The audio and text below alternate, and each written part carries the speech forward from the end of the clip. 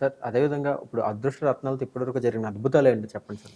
అదృష్ట రత్నానికి అద్భుతాలు చెప్పాలంటే చాలా ఉన్నాయి. చాలా అంటే మీరు ఒకసారి యూట్యూబ్ ఛానల్ ఓపెన్ చేసి చూడండి. తక్కువలో తక్కువ మీకు ఒక 15,000 నుంచి 20,000 అంటే యాక్చువల్‌గా ఏమవుతుందంటే మా దగ్గరికి రోజుకి ఒక 50 మంది అదృష్ట రత్నం గురించి పెట్టుకున్నాక మాకు అట్లా బాగయింది, ఇట్లా బాగయింది. మాకు కింద ఒక ఫ్లోర్ ఉంటది. ఆ ఫ్లోర్ నిండా అందరూ తీసుకొచ్చిన గిఫ్ట్‌లు, శాలువాలు, ఆ ల్యాప్‌టాప్‌లు, ఫారెన్ నుంచి వచ్చినయి ఎన్ని ఉంటాయి గిఫ్ట్‌లు తీసుకొచ్చి పెట్టి మేమైతే కొన్ని నెలలు కూడా ఓపెన్ చేయము. వాళ్ళు ఇట్లాగా మేము బాగుపడ్డామని చెప్పింది. యాక్చువల్‌గా సుబ్బయ్య శెట్టి గారు అని ఒక ఆయన ఉంటాడు తెనాలిలో. ఆయన అదృష్టరత్నం పెట్టుకున్నాక చాలా బాగా కలిసి వచ్చింది. మొత్తం అందరూ కలిసి సూరత్ వెళ్ళిపోయారు. ఆయన పెద్దాయన. ఆయనకి కొడుకులు, కూతుళ్ళు, అల్లుళ్ళు, కోడళ్ళు, ఆళ్ళపిల్లలు అందరూ కలిసి సూరత్‌లో ప్రతి ఒక్కళ్ళకి ఫ్యాక్టరీ ఉంది. బట్టల ఫ్యాక్టరీ. ప్రతి ఒక్కళ్ళకి ఇండస్ట్రీ. ఆయనకి చిన్నప్పటి నుంచి అలవాటు ఏంటంటే మొదటి నుంచి మా అమ్మాయి చిన్నప్పటి నుంచి వాళ్ళకి ఏదైనా కొత్త లాట రాగానే మా అమ్మాయికి ఒక డ్రెస్ పంపించేవాళ్ళు. అంటే ఇక విపరీతమైన లాభంతో అమ్ముడవటంతో వాళ్ళకి ఒక సెంటిమెంట్గా ఎప్పుడు పంపిస్తుండేవాళ్ళు వాళ్ళు. పంపిస్తుంటే కొన్నాళ్ళకి ఏమైంది వీళ్ళంతా ఒకరికొకరికి బిజినెస్లు పెరిగిపోయినాయి ఒకరికొకరికి. ఒక షాప్ బదులు 10 షాపులు అయిపోయినాయి ఇక్కడ ఉండగానే, అక్కడికి వెళ్ళాక ఇండస్ట్రీలు అయిపోయినాయి. వీళ్ళందరూ ఏంటంటే ప్రతిసారి కొత్త లాట్ తీయగానే మా అమ్మాయికి డ్రెస్సులు పంపించేవాళ్ళు. కొన్నాళ్ళకి ఏమైందంటే మా ఇంట్లో మేము మనుషులు ఉండడానికి కూడా అవకాశం లేకుండా బట్టలతో నిండిపోయింది.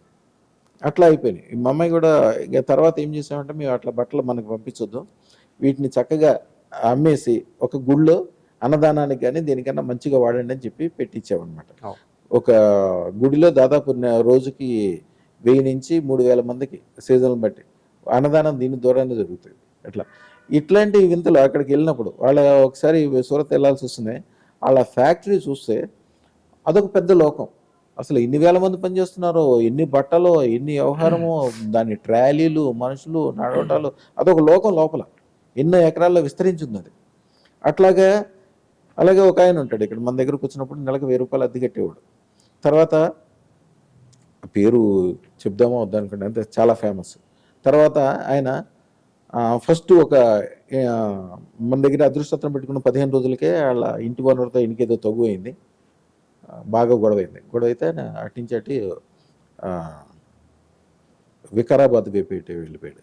వెళ్ళిన తర్వాత వాళ్ళ బంధువు ఏరో ఒక ఆయన వికారాబాద్లో ఉన్న ఆయన అమెరికా వెళ్ళిపోతూ ఆయన ఫ్యాక్టరీ అప్పచెప్పాడు. ఫ్యాక్టరీ అప్పచెప్పిన తర్వాత ఆయన వెళ్ళిపోయిన తర్వాత ఈయనకి ₹1 లేకుండా ఫ్యాక్టరీ వచ్చింది. ఈయనకి దానికి సంబంధించిన టెక్నాలజీ తెలుసు, అది ఫార్మాస్యూటికల్ సంబంధించింది. ఇప్పుడు ఆయనకి మన గుంటూరు నుంచి హైదరాబాద్ వచ్చే దారిలో 30 ఎకరాల్లో హోల్సేల్ అంటే బల్క్ ఇండస్ట్రీ ఫార్మాస్యూటికల్స్ ఉంది. ఆయన ఊరికే గెస్ట్ హౌసే దాని ఖరీదు 200 కోట్లు ఉంటుంది. పెద్ద ల్యాండ్ తీసుకుంటారు, దాంట్లో మధ్యలో గెస్ట్ హౌస్ కడతారు, ఈ ల్యాండ్ వాల్యూ అన్ని మొత్తం దాంట్లో ఉంటుంది. అట్లా అనమాట. ఎక్కడెక్కడి నుంచి ఎట్లాంటి వాళ్ళని చూసినప్పుడల్లా చాలా సంతృప్తిగా ఉంటుంది. ఒక ఆయన అయితే అలా చాలా సామాన్యమైన మనిషి, ఇక్కడ ఏదో టెలి సర్వీసెస్లో గుమస్తాగా పనిచేసేవాడు ఆయన. అదృష్టరత్నం పెట్టుకున్నాక అది ఉద్యోగం అనేసి బిల్డర్గా మారాడు. అప్పుడప్పుడు పేపర్లో చూడటము చాలా మంచి డెవలప్మెంట్ ఉంటుందని తెలుసు. ఒక రోజున మీరు కంపల్సరీ రావాలి సార్, మేము పెద్ద అది చేస్తున్నాం, మీరు కంపల్సరీ. పెద్ద అంటే ఏమనుకుంటాను, మామూలు మనిషి పెద్దదంటే ఒక 5 ఎకరాల్లో 10 ఎకరాల్లో వేస్తున్నాడేమో అనుకున్నాను. 200 ఎకరాల్లో వేస్తున్నాడు ఆయన వెంచరు. దాంట్లో 30 ఎకరాల్లో అన్ని 40 అంతస్తుల బిల్డింగ్. లోపలికి వెళ్ళి చూస్తే తలకాయ పైకెత్తితే ఆకాశం మీద ఉన్నట్టుంది ఒక్కో బిల్డింగ్.